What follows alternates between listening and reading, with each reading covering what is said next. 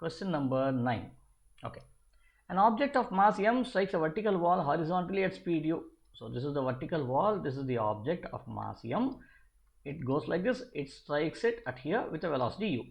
The object rebounds on the wall, that is horizontally at speed v. So it rebounds with a speed v over here.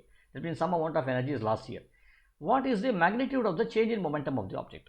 Magnitude, change in momentum. I always say in physics, when you write something like this, you read in the reverse way to understand this. The change in momentum. What is change in momentum here?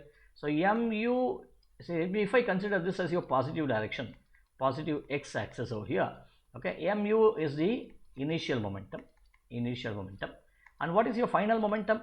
Minus mv over here. Okay, so therefore, what is the change in momentum? Delta p is nothing but p final minus p initial, which should now be equal to minus mv minus mu. But what is being asked? Magnitude of the change in momentum, which means what?